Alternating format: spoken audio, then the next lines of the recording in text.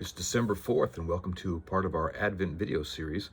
My name is Travis Kern. Absolutely, I'm the music minister at First Methodist Church, and you'll get to hear from me a couple more times along this month.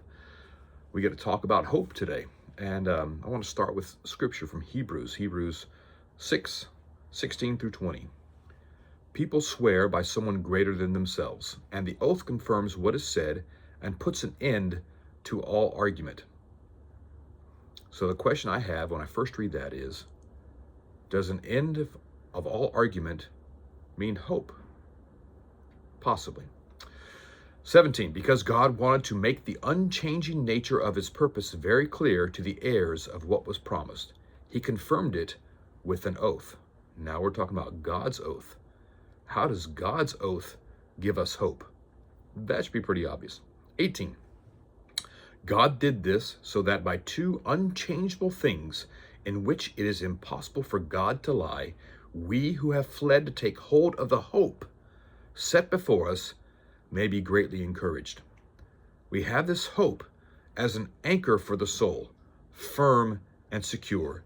It enters the inner sanctuary behind the curtain where our forerunner, Jesus, has entered on our behalf. He has become a high priest forever in the order of Melchizedek. And that's where the hope comes from, right? That God has created a system through which we have an anchor point we can hold on to. And you'll hear anchor points throughout this video series, especially from me. I'm always reminded of a story when it comes to Christmas. It was one of my mother's favorite stories, and it has to do with hope. We were stationed in Havana, Cuba. We were one of the first 10 American families back into Cuba after the Cuban Revolution. For those who do not know, my father's a U.S. diplomat, and I grew up overseas. So in Cuba, we had a nice house in a suburb of Havana with other diplomats. And our house was very nice, had a really nice big picture window right beside the front door. So we're in a communist country where Castro has forbidden all religion.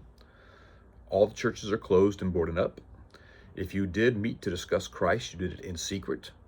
Couldn't have a Bible. All those things were kept from the Cuban citizens, and I believe still are today.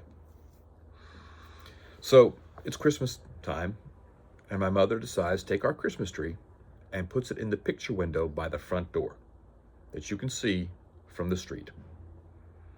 Angel on top, Christmas ornaments, and all the all the trimmings on a Christmas tree is particularly tinsel. My father loved tinsel, and our Christmas tree was bedecked with tinsel all over the place.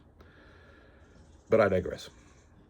So we put this tree up Mom puts this tree up in the picture window, and Cubans would walk by, and they would see the tree, and they would stop, and they would stare at the Christmas tree. And they'd walk up to our window, and tears would stream down their eyes as they looked at the Christmas tree, and they were reminded of things they couldn't have. I know you're sitting there thinking, that's a depressing story, Travis. No, it's actually about hope. You understand, my mother putting the tree in that window was about a couple things. One, define the communist state, because we could.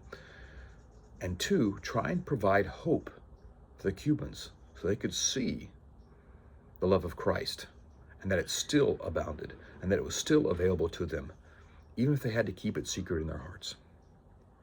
And when I think of hope and Christmas time, that's what I think of.